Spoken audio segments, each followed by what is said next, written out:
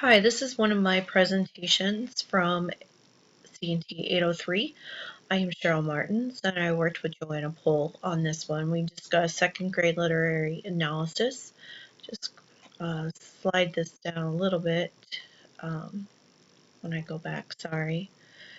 I just wanted to show we did have the full screen, but it doesn't want to let me work with that, so I just wanted to see that.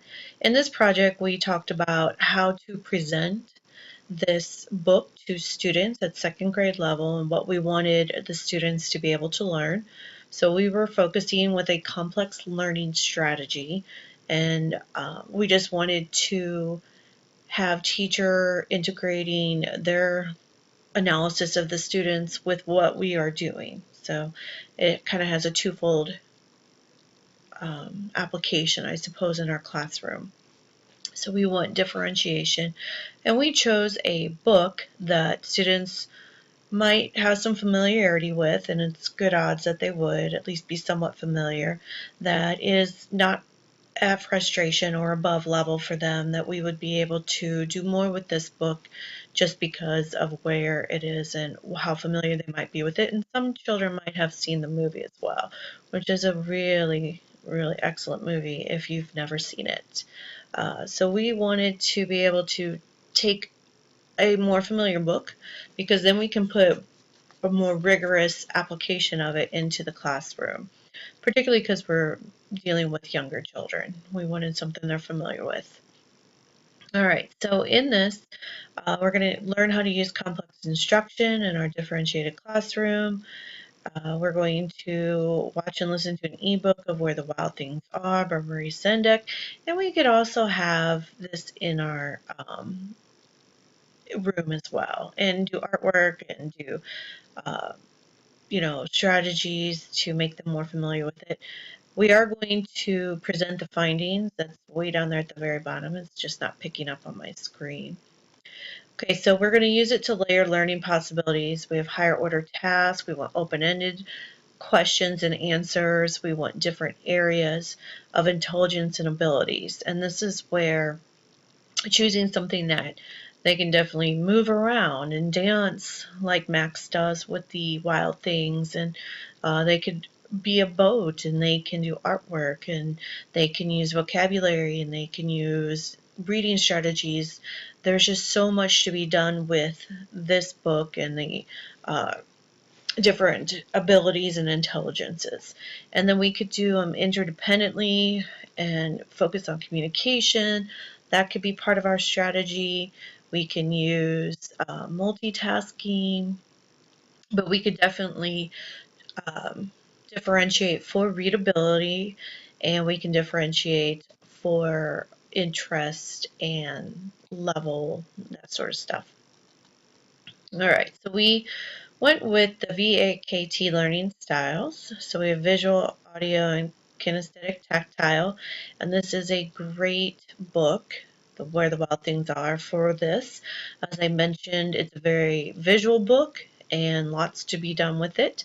It's an ebook as well, and there's actually several options you have. There are people who have read it. We could do our own reading of it and put that up on YouTube or Vimeo. We could um, just find the audio and have students read along. We could have a guest speaker come. We can just do all sorts of things for this one with audio, and it's a fun book. It is, when I'm gonna eat you up, and different words like that. So students enjoy it. And then kinesthetic tactile, well, we can make our own versions of where wild things are. We can move around and as the monsters do and dance. I mentioned that earlier. So lots of possibilities. And then we did have this video about learning styles. We did have a couple links on this page as well. I really don't want to click on those and leave those to you if that's what you choose to do. It's just going to add quite a bit of time to this presentation. And then on this slide, let me go back, sorry.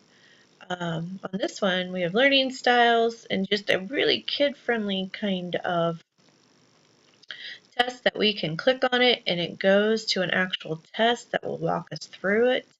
I also have a multiple intelligence test that I do every year with my own students, and students take a short quiz. It doesn't have existentialism or nature on it. The test is just a little bit newer than those two additions to Gardner's theory. But what happens then, we draw faces based on their scores and we hang it up. So if you walked into my high school classroom today, you would see I've strung string of like twine almost across the classroom, and I have hanging from that all my students' faces, multiple intelligence faces. I have some of the very best ones. The spatial learners always have very nicely drawn faces, and those are up on my front board, just kind of a highlights. But every student is present. So when parents or guardians come in for parent-teacher conference or for open house, anything of that sort, they're hanging right there. And the students really like looking at them. At this point in this semester and year, they're a little bit more background noise for us because they've been up for so long. But I can look at one student and really quickly see what strengths he or she might have. And that's really a really positive thing for me. It's fun. The students like doing it. And I should mention, I have dual credit students. So these are 17, 18, sometimes 19-year-olds. And I've done this in college as well. I teach college part-time. I teach English, and we do this sometimes as a way of exploring, their strengths and weaknesses. And I find a lot of students have not heard of this before and aren't really aware. They know what they like or don't like, but they're not really aware that they're not the only person in the world who has a style of intelligence or capability. So I do like this project quite a bit. This quiz that's linked here does that same sort of assessment, and it helps students kind of understand what they might be able to do. I am aware too at this time that some theories most recently published say that audio-visual, tactile is kind of nonsense, or that it really doesn't matter that much, but I do think people prefer certain ways at the very least. All right, we included multiple intelligences, a video we found online. We also had a click on a link for Howard Gardner talking about his, and then we have a nice article that we linked on this slide as well. This one just kind of gives students a better look at what they're kind of looking at here.